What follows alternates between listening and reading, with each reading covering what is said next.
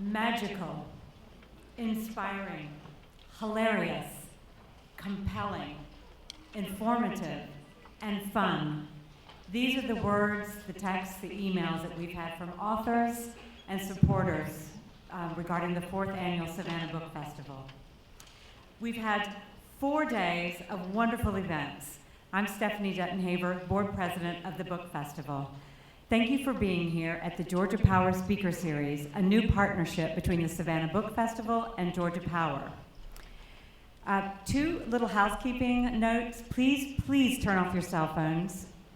And also, we do have yellow donation buckets around the auditorium, and if you feel like making a donation to the festival, we would appreciate it. The festival is free all day on Saturday and on Friday, but if you'd like to make a donation, we sure would appreciate it. First, I'd like to thank our presenting sponsor, the City of Savannah and the Department of Cultural Affairs. I'd also like to thank Mr. and Mrs. Robert Jepson and Dr. and Mrs. Mark Murphy for their support this year. I'd also like to thank Molly Wright for her donation of her beautiful painting, Lose Yourself in Books, which was donated by Molly, and it's been auctioned off and the proceeds have gone to the book festival. Well, we're all here because we love Stephen King, my husband John included. John is such a fan that he's even written to Mr. King. For 4 years, he's been telling me that when we secure Stephen King, then the Savannah Book Festival have reached the big time. Well, ladies and gentlemen, and John, the Book Festival has reached the big time.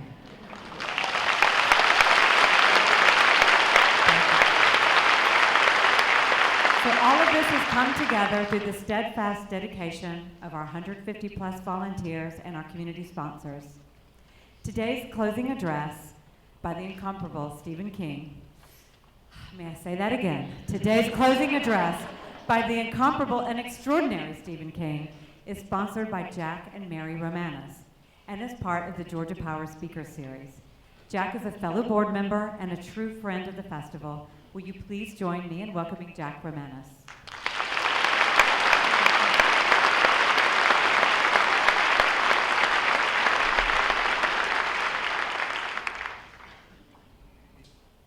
Housekeeping. I'd like to remind you again to make sure your cell phones are silenced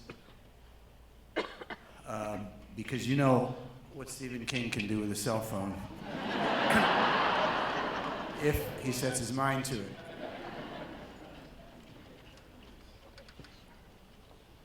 This afternoon we have a true publishing superstar in the house, and it is my honor to introduce him.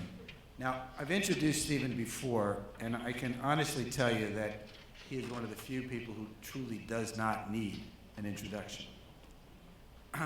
However, in the interest of thoroughness and currency, I did spend some time on the internet looking for things to say about Stephen today that you might find informative or new. And I did find one post which I think pretty much sums it up. I'm going to read it to you. Stephen is of Scots-Irish ancestry. He stands 6'4", weighs about 200 pounds. He's blue-eyed, fair-skinned, has thick black hair with a frost of white, most noticeable in his beard, which he sometimes wears between the end of the World Series and the beginning of spring training in Florida. Occasionally, he wears a mustache in other seasons. He's worn glasses since he was a child. Tabitha King, Stephen's wife. Now, I just saw Stephen for the first time in 5 years, and I have to tell you, this must be an older post.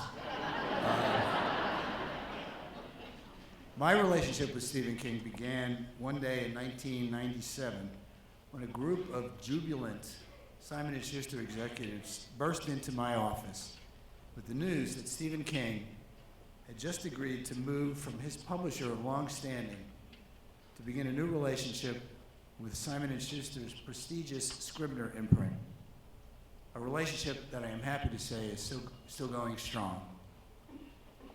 Stephen officially became a writer in 1973 when his novel Carrie was accepted for publication. Since then, he's written 50, 60, maybe 70 books. You can't keep track, and it doesn't really matter because he changes the number a couple times a year. As most of you know, many of the books have been adapted for motion picture and for television. And what you may not know is that Stephen actually published back, I think around 2002, the first original ebook, a book called Ride the Bullet, which he did with Simon & Schuster. And this was pre-Kindle, pre-Nook, pre-iPad. We released it, and in the first day of publication, Amazon's computers crashed. The book went on to sell 1 million copies, and I truly believe that Stephen fired the first round in what became the ebook revolution. He's won countless awards, culminating with the National Book Award Foundation Medal for Distinguished Contribution to American Letters in 2003. Ladies and gentlemen, a true American literary treasure, Stephen King.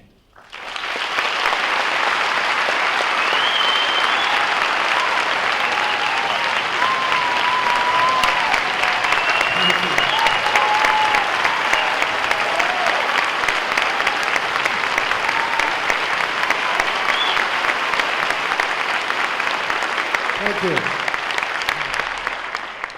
Thank you very much. Well, that's the high point. We can all go home now. I was talking to a group of college kids before I came here, and saying that the most important thing about me is that I'm just a guy, and I've been fortunate enough to do this.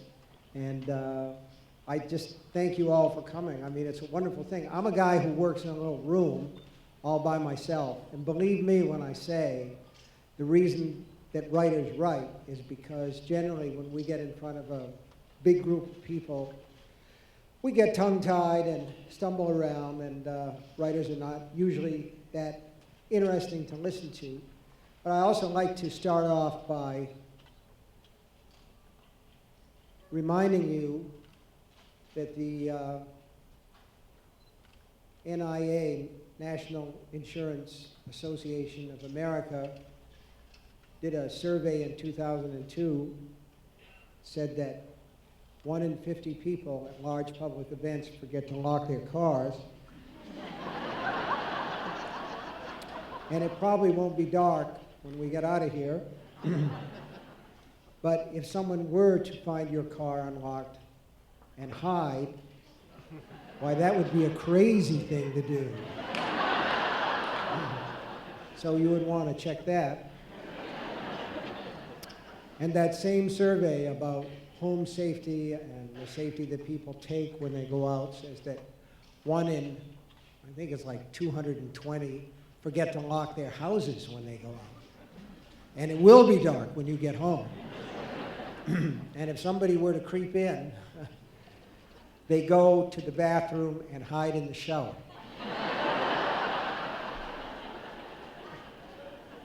I saw it at the movies, man. It just happens. They hide in the shower. And I think that if you're sitting there thinking, well, it doesn't matter because I have one of those see-through shower curtains, then they're behind the door. They know that as well. But really, that's all bullshit. See, I just made all that up, the statistics. It's all just bullshit. My wife and I have been married since 1971, which means that we've been married over 40 years, and she calls those facts out of Steve's ass. Right? And she's used to it because she knows what I do for a living, and basically, I'm just somebody who has spun bullshit into gold. It's like,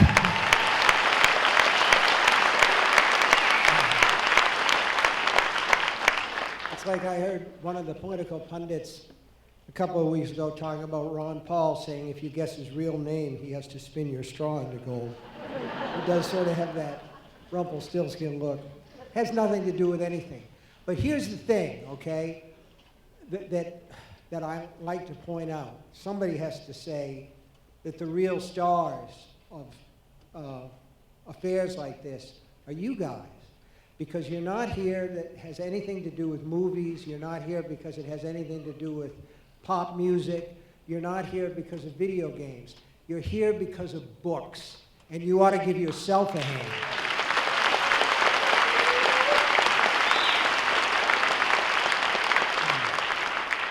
I mean, you sent my kids to college.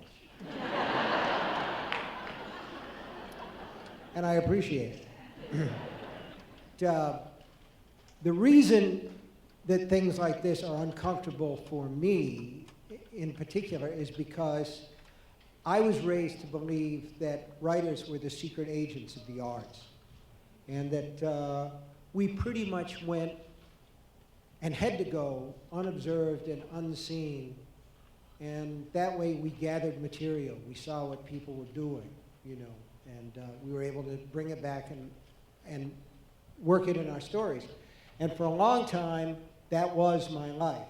And then at some point, things changed. And I know just where that happened. It was in Pittsburgh.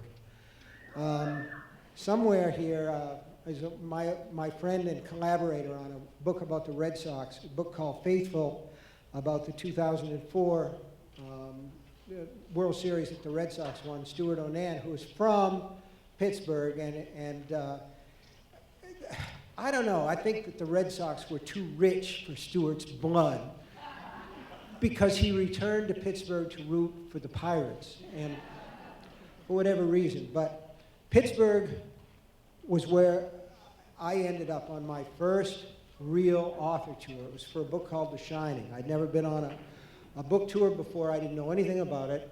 And I found out that what you do is scarf media. That's, at that time, there were a lot of shows like AM Pittsburgh, AM Atlanta. I don't know whether there was an AM Savannah or not.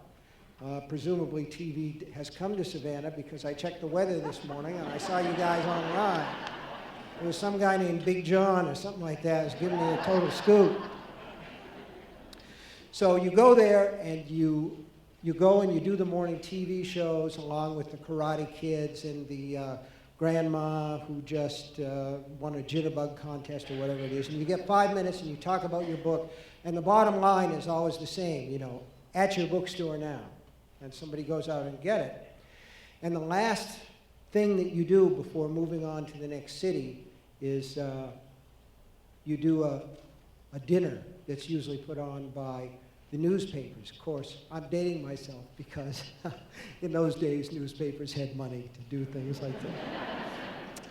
It was a long time ago, kiddies. But anyway, so in Pittsburgh, the restaurant where we did this was at the top of this thing called The Incline. You went up there on a cable car or something like that. I don't know, does that ring a bell, Stuart? Are you here? The Incline, that's it. So I went up there and I'd done this and it was the last city on the tour. And you got to remember, I'm a kid, I'm 26, 27 years old, something like that. And I was struck by this terrible ailment that we've all suffered at one time or another, where you don't really want to get too far from the men's room, if you know what I mean. And this was a very fancy restaurant, and I felt really homesick and kind of blue. And I had this intestinal discomfort, and I had to excuse myself and run to the bathroom, which was this sort of Babylonian splendor thing. It was like marble and columns, and there was a restroom attendant who was 108 years old, bald, you know, Simonized skull. You know what I mean? Little thin guy with the towel over his arm and the quarters in the little dish. And this thing had everything but doors on the stalls. So I'm in there in the room where even Superman has to sit down, and you have to try to be a little bit delicate. Let's just say everything came out all right, but it was sad. I mean, I was homesick and sitting on the john and sad, and I'm thinking things can't get any worse. And here comes the 108-year-old washroom attendant with a pad and a pen. And for the first time in my life, someone said, "Aren't you Stephen King?" He said, "I saw you on AM Pittsburgh. Can I have your autograph?" Now, I had given autographs before, but that was the first time I gave one to like a total stranger that wasn't at an autographing, and I did it while I was sitting on the crapper. Now, you can make of that whatever you will, but that's a more or less true story, I guess. But the second time that that happened to me was in a Nathan's in New York. Nathan's Hot Dogs, and I was at that time probably 29, and I'd been asked a couple of times, but I'm having a hot dog, I'm sitting at the counter, and not to belabor the point, my hair really was black then instead of this sort of no color kind of thing. And I had a big black beard. And I'm eating my hot dog and reading my book, because I go everywhere with a book. Nerdy, but it's me, what can I say? And I look up, and the guy's through the pass-through in the thing, you know, cooking the stuff, and he's looking at me. And he sees me looking at him, and right away he's back, he's cooking stuff. So I read my book, and I look up, and he's looking at me. And then he looks away, and finally I'm thinking to myself, okay, he's gonna come out and ask for my autograph, because at least I'm not in the shit house, you know, so I'm eating a hot dog. And he did, he came out, and he had the pad, and he had the pencil. And he said, "Aren't you Francis Ford Coppola?" Because I had the glasses and the beard, and I said, "Yes, I am." And I signed the autograph, Francis Coppola. With such pleasure. I can't even begin to tell you. But what happens to me mostly now is this kind of weird cross connection in people's minds. And people will come up to me, even to this day, and say, "Aren't you Steven Spielberg?" And I always say that, yes, I am, but they don't really believe it after they talk to me for a little while. But we're supposed to be secret agents, and we're supposed to kind of observe culture. And we're supposed to observe people when they don't know they're being looked at. So I'm a big baseball fan. And one of the places where you observe human nature at its rawest is at the ballpark, particularly when the team is losing. So I decided that I was going to start wearing this cap pulled down low, and I was going to wear sunglasses. And then this 8-year-old kid says to his mother, "Look, Ma, there's Stephen King in sunglasses." So anyway, I mean, to me, all this is a really kind of a weird thing.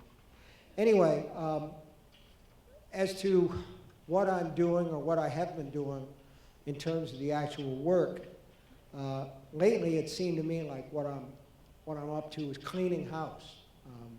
I did a book a couple of years ago called Under the Dome, which I think is going to be a Showtime miniseries, sort of like their answer to Game of Thrones on home box office.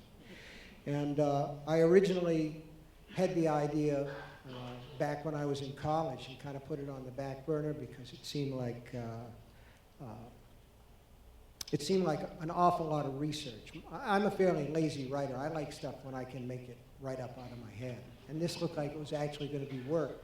But the idea would never completely let go. And so finally I decided that I was going to write that, and I had a heck of a good time. And in fact, it worked out so well that I thought to myself, well, okay, I'm going to go back to another old idea that I had, and this was in the 70s.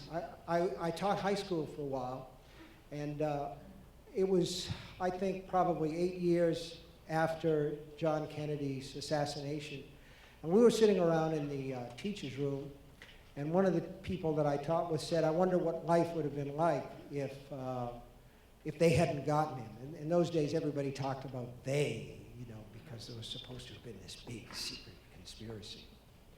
And I knew that when I finally got around to writing this book, that I would get a lot of people who would say, well, Oswald was a patsy, this and that and the other thing. But I thought to myself, what a great chance to actually rewrite history. But I was, I think in 1971, about 25 years old, and I just wasn't ready.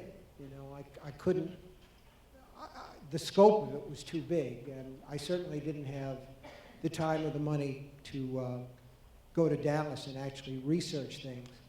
And the other thing was, it seemed to me that it was a little bit too fresh at that time. You have to remember that in 1971, a lot of the people who had been involved with 11/22/63 were still alive, and including the widow of the slain president. So I just kind of let it go. But when you get a good idea, it never entirely leaves your mind. And this one would pop up at odd times, the way that Under the Dome did. And finally, I think maybe a year or 2 years, something like that, after 9/11, I started to really think seriously about the book again. One of the interesting things that you talk about history and how fast we forget things. When the book was at the publishers, Scribner's, which is a division of Simon & Schuster, which is Jack Romanis' emeritus, around that time, the book was done in manuscript, and it was in somebody's basket in one of the cubicles at the publisher, and one of the younger members of the staff came by and looked at the title, 11/22/63, and said, what's that date? It has no resonance at all for people of a certain age. And I was under some pressure to change the title too, but I just couldn't think of anything else that worked that well. And besides, I think for people of my generation, I'm 37.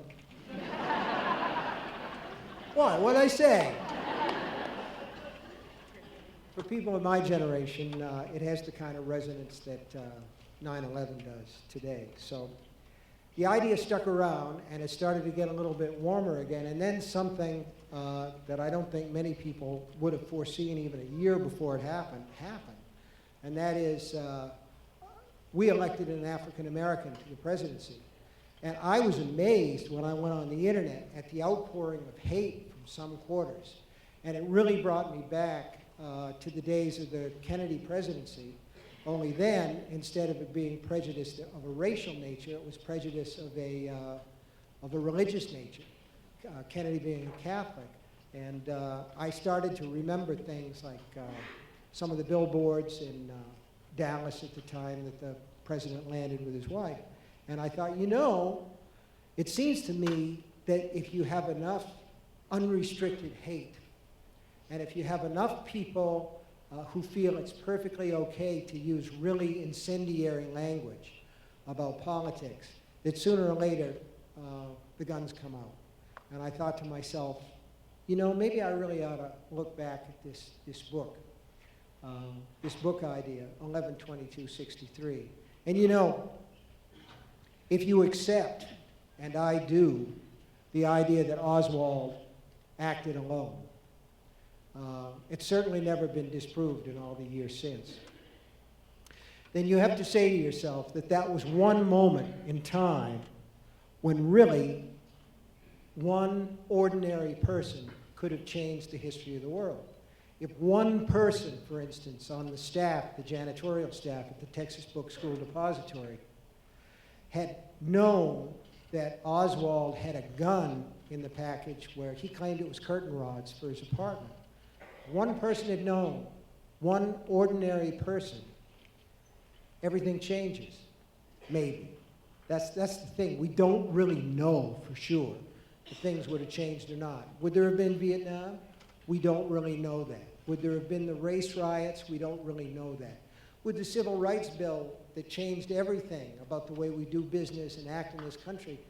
All this passes in 1964 because Lyndon Johnson had a nuts and bolts understanding of the way that the Senate and the House of Representatives work that Kennedy didn't have. And again, I'm thinking to myself, the parallels are amazing.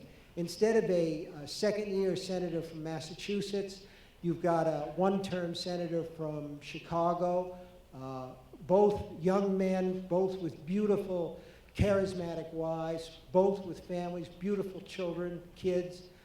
I don't think that the current president is maybe quite as sexually active as John Kennedy is reputed to have been. But there are still a lot of similarities, including the polarization between the executive branch and the legislative branch, where all at once you come to a halt and things can't seem to get done, which was the situation at the time that Kennedy was killed. And in both cases, in the case of the Kennedy administration, Kennedy had a vice president who was very savvy about the legislative branch, who'd come from the legislative branch. That was Lyndon Johnson, sometimes known as Landslide Lyndon, because his first election he won by 47 votes, and those were kind of skeevy.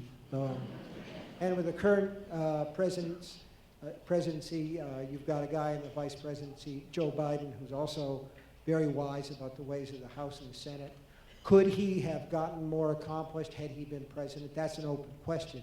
And hopefully, we'll never see a situation in the current, in modern times, where a succeeding vice president says to a previously warring House and Senate, pass this legislation and that legislation in the name of a slain president, which is what Johnson did. God please, that doesn't have to happen. Whatever your political affiliation might be, we hope that history won't repeat itself. But I saw enough signs of it repeating itself, including Vietnam at the time that Kennedy and the business in Iraq and Afghanistan with the current administration. So I thought to myself, I want to write this book, and I want to try to say something about how fragile history is and how things turn on a dime, but I also wanted to use an ordinary Joe as the protagonist, or in the case of this book, an ordinary Jake. So I sat down, I read a lot of stuff, I watched a lot of old kinescopes. What I like best is, God, back then everybody smoked.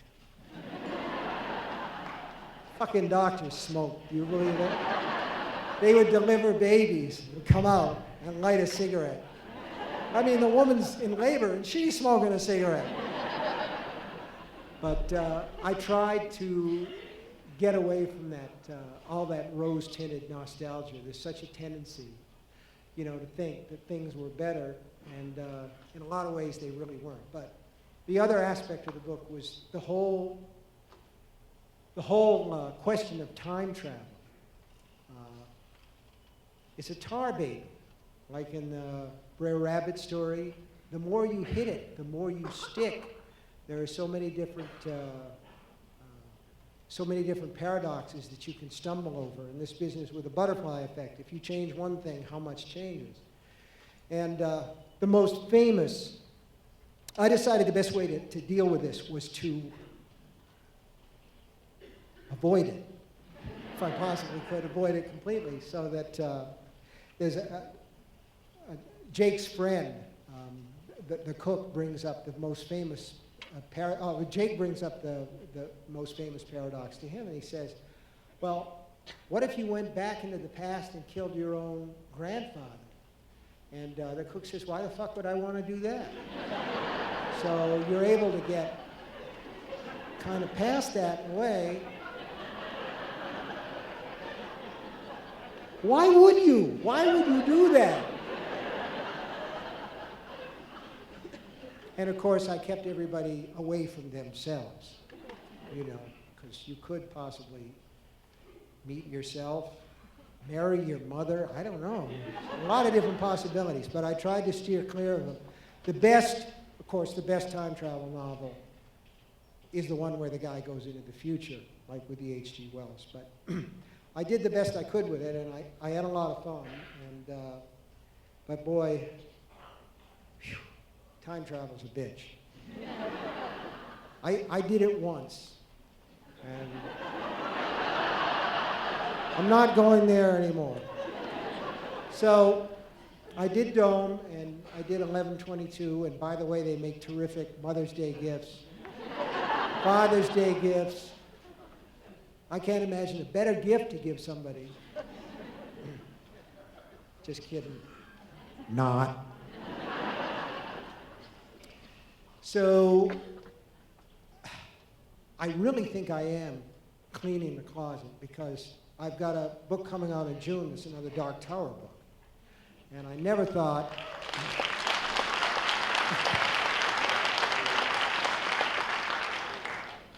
that is so weird. It's like now I'm supposed to sing Free Bird. It's crazy. Anyway, it's a book called The Wind Through the Keyhole. And I had this idea for a book between, let's see, it comes just before Wolves of the Cow. So it's Dark Tower 4.5, sort of. It comes after The Wastelands and before, well, anyway. Jesus, I don't know, don't ask me. But it's a pretty good story, and it's like these Russian nesting dolls, so that it has a story about Roland and his friends, and then a story about Roland as a boy. And that one's a werewolf story, actually. And I just don't, as monsters go, I don't care for werewolves very much. Vampires were okay until, you know, Stephanie Meyer kind of spoiled them for me.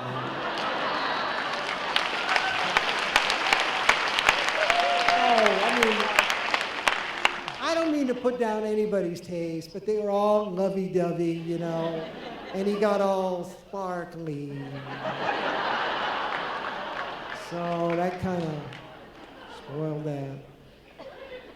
But anyway, the thing about werewolf stories is that they always become mystery stories, and I'm not very good at that, because you always have a cast of suspects, and one of them is turning into the werewolf.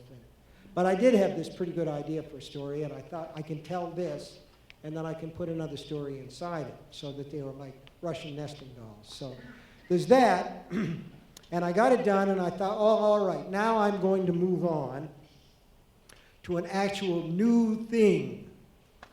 Never mind going back to the Dark Tower that I started when I was like 22, or Under the Dome, which the idea originally came to me when I was 25, or 11/22. I will think of something entirely new to do.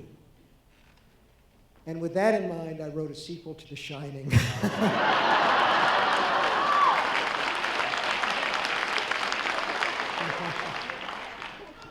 It's called Dr. Sleep.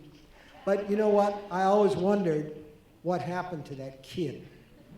You remember the kid? I mean, I don't... How many of you have read that book? Do you know that book? Okay, wait. This is going to be good. I've never done this before in my life. I could be so damn sorry I did this. Clap if you've read the book.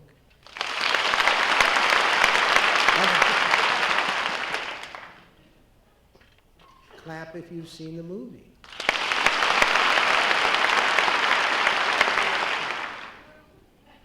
Clap if you've read the book but haven't seen the movie. See? All right, now wait a minute. This is it right here.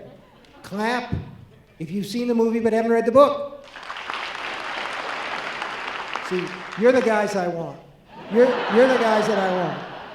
Because it's like Stanley Kubrick was like the coldest guy in the universe. I outlived him though, didn't I? Oh man, I even got hit by a car and I still outlived him. So, no, I'm sure he's a great guy, but so it's I don't remember. I think it's like 1976, something like that. And I'm hungover out of my mind. It's 7 o'clock in the morning. and I'm shaving, hungover out of my mind. And my wife comes into the bathroom and says, Stanley Kubrick is on the phone from London. And I'm like this, and the blood is coming through the shaving cream. And I'm like, is this a joke, Tabby? And she said, no, it's really Stanley Kubrick, I think. So I go out, 7 o'clock, because why not call the guy at 7 o'clock? It's like noon where he is in London, so. And I know that he's bought the rights, but I never figure he'll actually make the film, you know. And so you got to picture me. I'm in my skivvies. I'm hungover. The kid is bawling in the other room. I'm bleeding.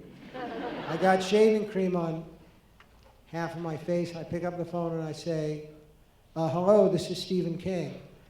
And he says, hello, Steve. I think most ghost stories are fundamentally optimistic, don't you? And I'm like, what are we going to talk about next? Whether or not God's real? I mean, I'm hungover here at 7 o'clock, I'm bleeding. Well, I'm saying, why is that? Why do you feel that way? And he said, well, if there are ghosts, it means we survive death, doesn't it? And that's fundamentally optimistic. And I said, well, Mr. Kubrick, what about hell? It's this long silence on the other end of the room. And then he said in an entirely different voice, I don't believe in hell. Well, I mean, okay, that's what makes horse races, right? I mean, you say potato, I say potato, tomato, tomato, hell, no hell, whatever, survive not. But he went ahead and he made his movie, and I'm a very sort of warm, gooey, sentimental guy. Passionate, sort of. I sound like I'm filling out an ad in Craigslist, but I don't really mean that. But anyway, the difference between Kubrick's version of The Shining and my version of The Shining is mine ends with a hotel burning and his ends with a hotel freezing. So when I wrote this book, Dr. Sleep, you have to remember that it's a sequel to the book, which was great for me because it sort of canceled out the movie entirely. I didn't have to worry about Jack Nicholson, who seemed like he was crazy from the very beginning. And I mean, where's the arc in that? You're crazy in scene one, you're crazy at the end, and in between you type a little bit, and that's it. To me, there's no story in that. But that's just me. I'm sorry. Anyway, I always wondered what happened to the kid, and it always disturbed me that of all the things, the one thing in the book that seemed missing to me in retrospect was that it's very clear that Jack Torrance is a dry drunk. He's an alcoholic who's just trying not to drink on his own. And nobody even brings up the idea of Alcoholics Anonymous or any other sort of program, you know, where you get a little help, that sort of thing. And I thought to myself, well, the other thing that I know about drunks is that the children of drunks a lot of times become drunks. I heard this joke the other day. It doesn't seem like a joke to me at all. You know, what happens when a codependent dies? Somebody else's life flashes before their eyes. And so I thought to myself, you know, I've always wondered what happened to that kid. I used to joke about it. I used to say Danny Torrance grows up, meets Charlie McGee from Firestarter, and they have these weird kids that are like the mutant X-Men. But I wrote this story, Dr. Sleep, and I brought the beginning of it, but I don't want to keep you guys too long. You know. You want to hear a little of this or not?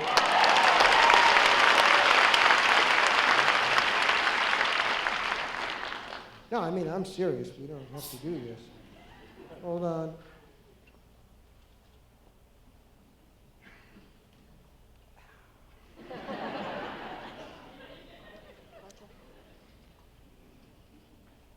Diet Pepsi, baby.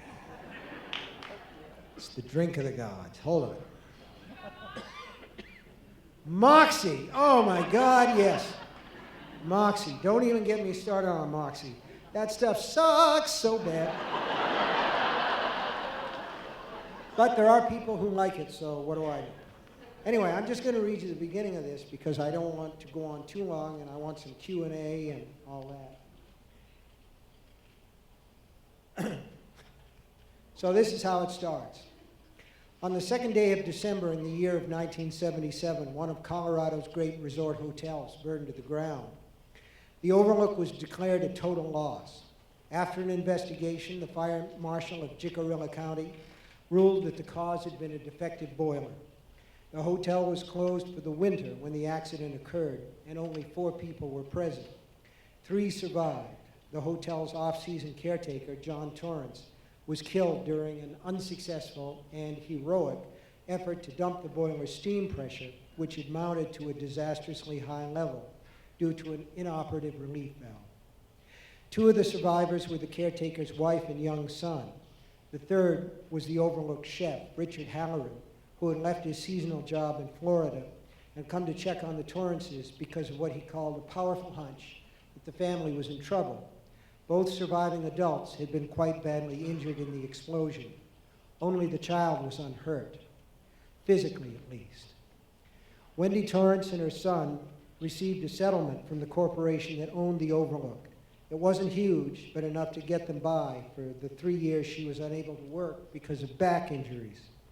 A lawyer she consulted told her that if she were willing to hold out and play tough, she would get more, perhaps a great deal more, because the corporation was anxious to avoid a court case. But she, like the corporation, wanted only to put that disastrous winter in Colorado behind her. She would convalesce, she said, and she did, although her back injuries plagued her until the end of her life. Shattered vertebrae may heal, and broken ribs, but they never cease crying out. Winifred and Daniel Torrance lived in Maryland for a while, then drifted down to Tampa. Sometimes Dick Halloran, he of the powerful hunches, came up from Key West to talk to and visit with them. To visit with young Danny, especially. They shared a bond. One early morning in March of 1981, Wendy called Dick and asked if he could come. Danny, she said, had awakened in the night and told her not to go in the bathroom. After that, he refused to talk at all. He woke up needing to pee. Outside, a strong wind was blowing. It was warm. In Florida, it was almost always warm. But he did not like that sound and supposed he never would. It reminded him of the Overlook, where the defective boiler had been the very least of the dangers. He and his mother lived in a cramped second-floor tenement apartment. Danny left the little room next to his mother's and crossed the hall. The wind gusted, and a dying palm tree beside the building clattered its leaves. The sound was skeletal. They always left the bathroom door open when no one was using it because the lock was broken. Now it was closed, not because his mother was in there, however. Thanks to facial injuries she suffered at the Overlook, she now snored, a soft queep, queep sound, and he could hear it coming from her bedroom. Well, he thought, she closed it by accident, that's all. He knew better even then. He was a boy of powerful hunches and intuitions himself. But sometimes you had to know. Sometimes you had to see. This was something he had found out at the Overlook in a room on the second floor. Reaching with an arm that seemed too long, too stretchy, too boneless, he turned the knob and opened the door. The woman from room 217 was there, as he had known she would be. She was sitting naked on the toilet with her legs spread and her pallid thighs bulging. Her peeling breasts hung down like deflated balloons. The patch of hair below her stomach was gray. Her eyes were also gray, like steel mirrors. She saw him, and her decayed lips stretched back in a grin. "Close your eyes," Dick Halloran had told him once upon a time. If you see something bad, close your eyes and tell yourself it's not there, and when you open them again, it will be gone. But it hadn't worked in room 217 when he was 5, and it wouldn't work now when he was 8. He knew it. He could smell her. She was decaying. The woman, he knew her name, it was Mrs. Massey, lumbered to her purple feet, holding out her hands to him. The flesh on her arms hung down, almost dripping. She was smiling, the way you do when you see an old friend, or perhaps something good to eat. With an expression that could have been mistaken for calmness, Danny closed the door softly and stepped back. He watched as the knob turned right, left, right again, then still. He was 8 now and capable of at least some rational thought, even in his horror, partly because in some deep part of his mind he had been expecting this, although he had always thought it would be Horace Derwent who would eventually show up, or perhaps the bartender, the one his father had called Lloyd. He supposed he should have known it would be Mrs. Massey, though, even before it finally happened, because of all the undead things in the Overlook. She had been the worst. Thanks.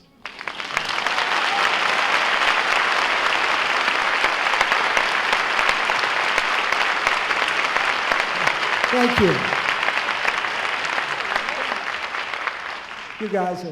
You guys are terrific, man. This is great. Maybe I'll move to Savannah.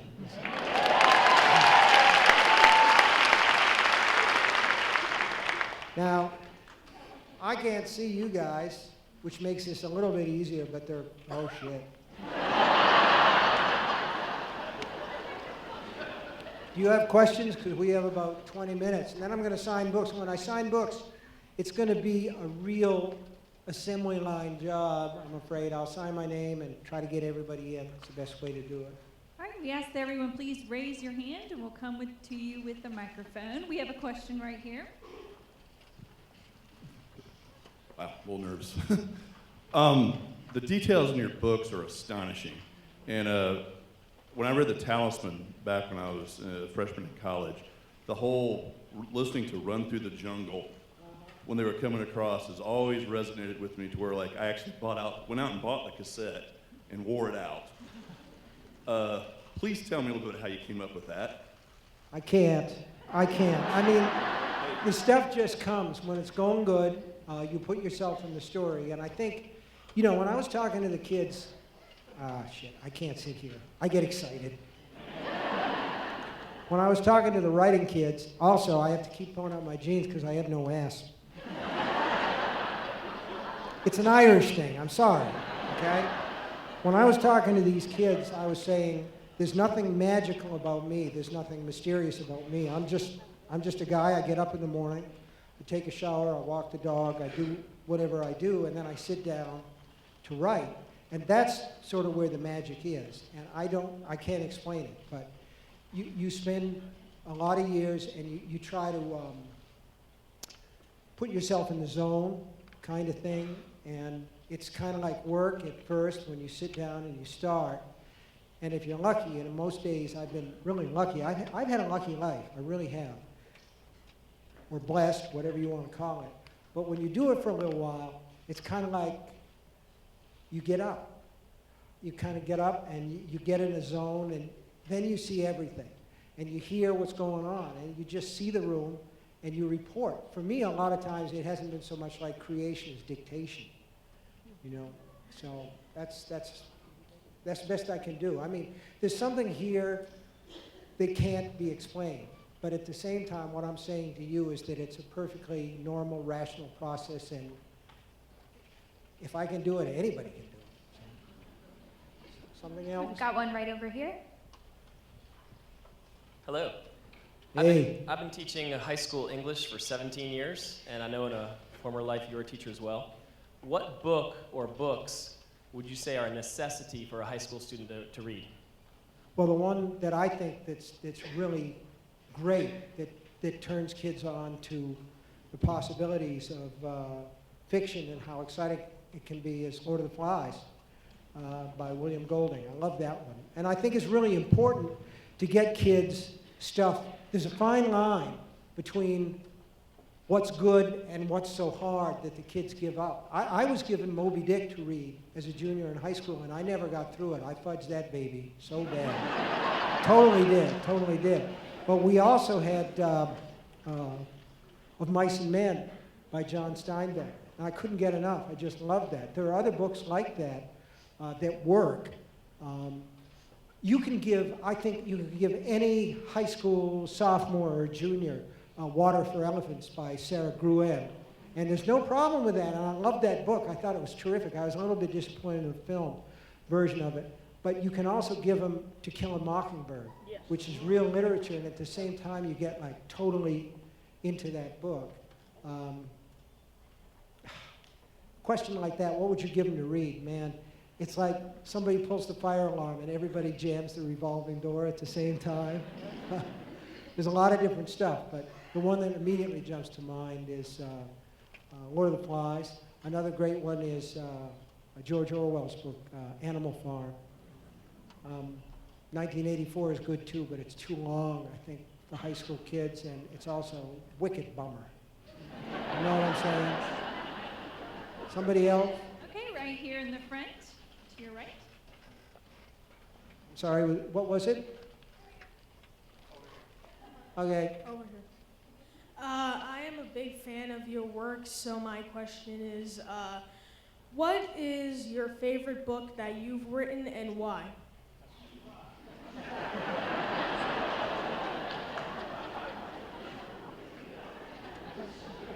You know, it's funny you should say that, because I was just thinking the other day, isn't it weird your own farts smell better than anybody else's? And there's something about any creative process that's excretory. So that what I'm trying to say in my own delicate way, I'm famous for this sort of Jane Austen form of expression, is that I like, do I like all my books? Jesus, I'm having an encounter session with myself here. Well, there are ones that I don't think work very well.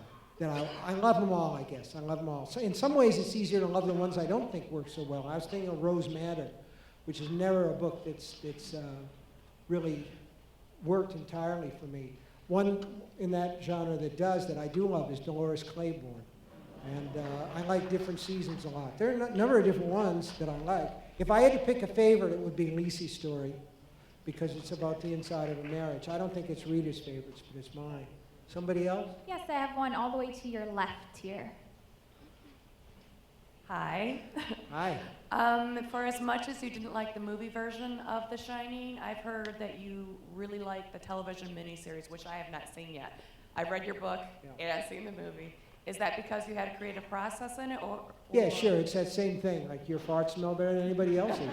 I wrote that, and I even had a little part as the band leader in that. So, and I got to wear a nice little white Cab Calloway suit. But I had a chance to tell the story my way. It isn't my favorite thing of mine that I've written. The favorite of mine is a TV miniseries called Storm of the Century, which I really liked. I thought that really worked. And but there are a lot of the different movies. Don't think I'm a snob. Cujo, I love that. Shawshank Redemption is a good one.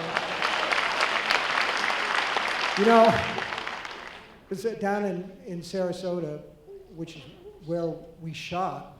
My wife and I have a modus vivendi. She does a big shop once a week, and if we need anything through the week, I'm the one that's supposed to fight traffic and go to Publix and get it. So I was there one Wednesday, and I came around the housewares aisle, and there was this sort of crotchety old lady. She took a look at me, and she looked back, and then she looked at me again, and she said, "I know you. You're Stephen King. You write those horrible books, those horrible, horrible books." Well, she said, that's all right for some people, but I don't like that kind of thing. I like uplifting things like that Shawshank Redemption. Well, wait for it. I said, I wrote that, and she said, no, you didn't. So you get outside your comfort zone a little bit. It's just, so I just said, I'm not Stephen King, I'm Francis Ford Coppola. No, but I like a lot of the different movies. Frank did The Green Mile, and that was a good one. And it really is like crazy. It's like I should play Freebird or Touch of Grey or something. But thank you anyway, that's nice. Somebody In the else? very back to your right. Hi, I was wondering who your favorite author is. Well, a lot of people I like. I mentioned Stuart Onan. He's terrific. I love him. And he came to the book fair, and he owes me money, so I gotta come. No, he doesn't owe me money. But we've been to a lot of baseball games together, and I've read I think all of his books, and I love Stewart. You should love Stewart. His books make wonderful gifts. There's a new one out now. But I like a lot of different people. I just discovered, you know, if I look like I'm walking a little funny, I had one of those diseases you laugh at when you're 20. I had sciatica, and it really hurt. Man, I was really in a lot of pain. I couldn't sleep nights, and I discovered these wonderful books. It's called A Song of Ice and Fire, George R.R. Martin. I knew a little bit about it because I knew that there'd been a miniseries on HBO, and I thought to myself, well, I'll read one of these, and then I'll watch the TV show, and I won't have to read any more, because as far as I'm concerned, if you've got your Lord of the Rings and you've got your Watership Down, you've got what you need in the land of fantasy. Not much for David Brooks, Terry Brooks, I mean, and those Robert Jordan books. I'm like, what the fuck is going on here? Figure this out. It's too crazy.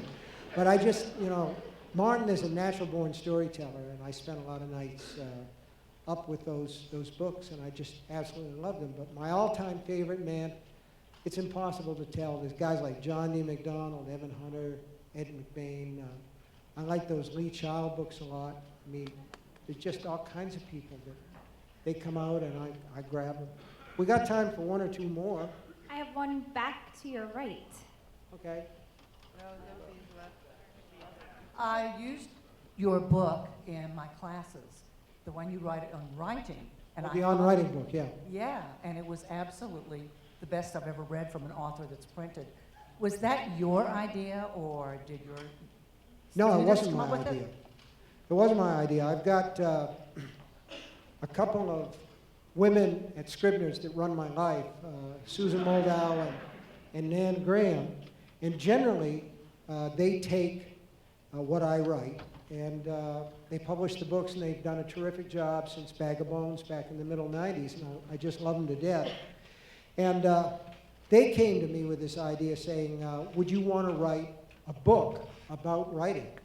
And at first I said no, because I say no to all new ideas first, because I'm from New England and that's just the way we are. But the more I thought about it, the more I thought that the best nonfiction book on writing that I had ever read was The Elements of Style by Strunk and White. And I thought to myself, well, maybe I could write a little tiny book like this and first start off with how I grew up and when I started to write, and then talk about just some rules, some simple rules about adverbs and adjectives and dialogue and dialogue attribution, things that I used to talk about when I was teaching high school English. So I started to write the book, and in the middle of it, I was taking a walk one day and a guy hit me with his van, kind of busted me up and slowed down the production on that book a little bit. But one of the best things was that I was in the hospital after that for 2 or 3 weeks, and then I got out and was in a lot of pain and misery, and I had a lot of various appliances on my body. And my wife, who was usually the one who tells me, slow down, stop, you don't have to work all the time. When I got back, she had set me up with a little writing room in the back hall. She was the one who understood that even though I couldn't get upstairs, I couldn't get to the bathroom without help, that I had an escape hatch from what was a fairly miserable time in my life, and that was writing, and that's how I finished that book.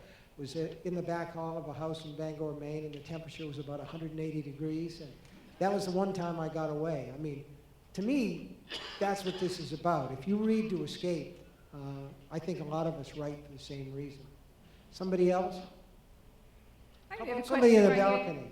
Oh, sorry. Anybody in the balcony got a question? Yep, we'll get a microphone up there. That'll be our last one. Oh, yeah, sure you will. Sure you will. She'll get Yeah, up there. yeah. We're All going to right, win in Afghanistan. right don't over worry. here in the right. Hi, Mr. King. It's an honor to ask you this question. I'm right here on your right by the wall. There's a very dark story that you wrote in Skeleton Crew called Survivor Type, and I've always loved it. And I read a quote online, and I want to ask if it was true, and if it was, if you could elaborate on it. But the quote was that you said it was the one time you went too far with the story. I've never gone too far.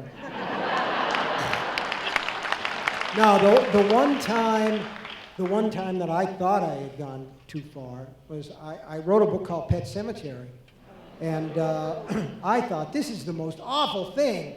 Nobody will want to read this book about this little kid coming back and chowing up on everybody. And it was so close to reality. The town, Ludlow, was a real town. It was Orrington. I was teaching creative writing there at the University of Maine. I was on a busy road. We really did have a garrulous old neighbor next door. And my little boy, who's now a writer in his own right, Owen, was very young and he ran for the road. I ran after him. The only difference between the book and real life is I caught my son, and Lewis didn't catch his.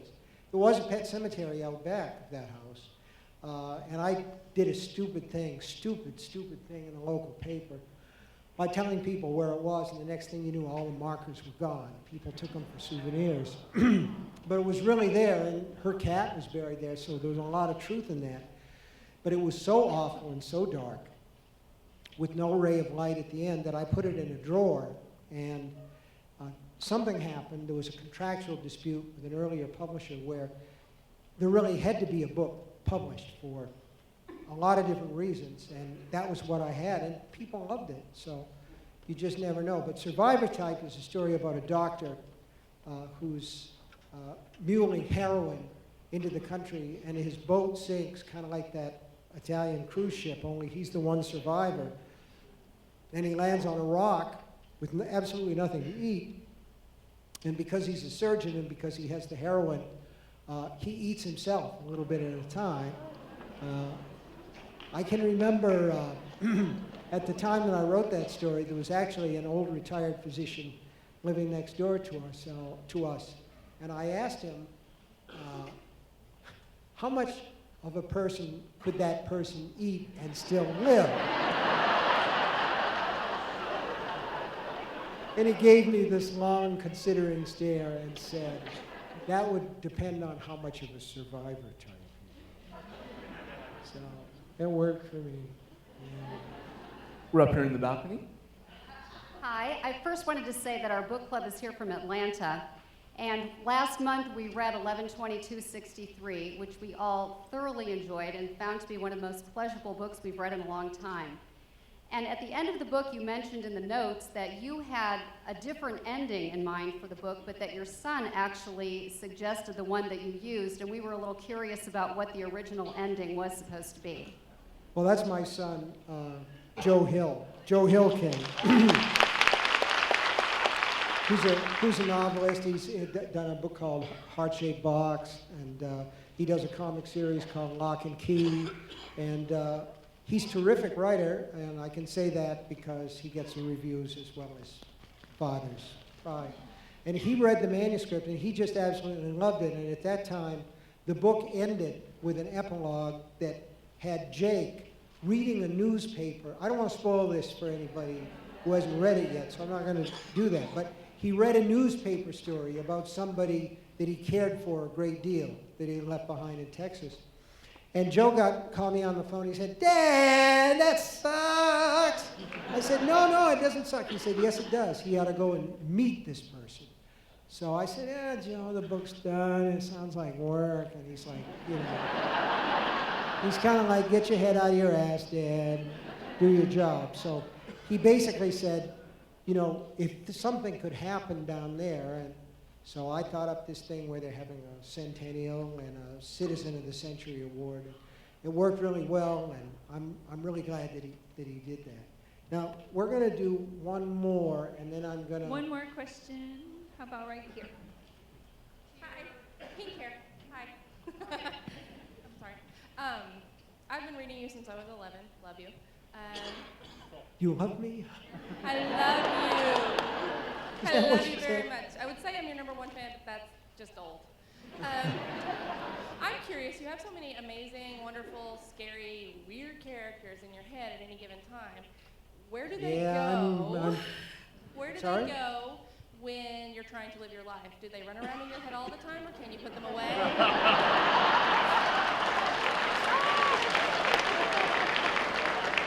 Well, that's a good one to end on. Because I've never heard it put that way before. And tonight when I try to go to sleep, I'll be thinking, where are they on? Where are they on? You know, I've had an idea. I've tried to write this a couple of times. You write it. I'm going to give this story to you. You guys write it. This guy breaks his leg or something, you know, like he's housebound. You see what I'm saying? Without much in the way of entertainment. Maybe his wife left him. I don't know. Maybe he's got a dog. I can sort of smell old TV dinners in this house, you know. There's always crap on the counters because nobody really likes this guy. And the one thing that he has is he's a big baseball fan. You know what I mean? He's there every night. He's got the Major League extra innings on the cable, the satellite, whatever. And he's watching these games. And you know, here's what's interesting to me. They're showing the guy who's batting, right? And you're looking at the guy who's batting. But there are all these people behind the guy who's batting. They're the people in the audience. And I started to watch them and thought to myself, what if this guy started to see all these people in his life that are now dead in the stands at all these different baseball games? Would there be a story in that? Well, I can't figure it out.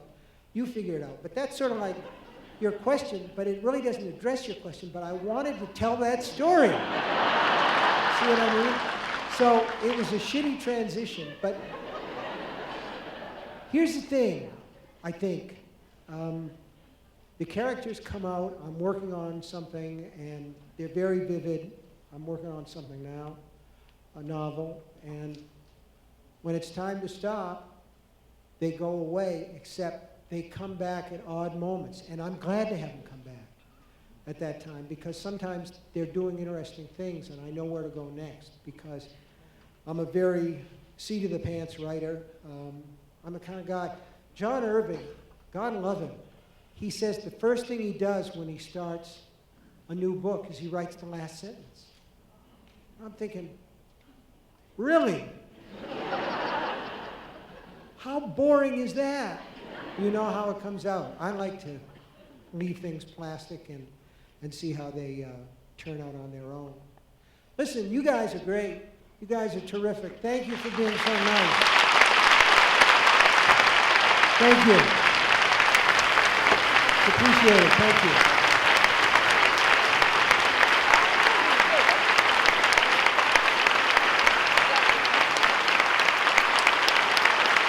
Imagine what it's like to work with this guy. Stephen, we want to thank you so much for coming to Savannah.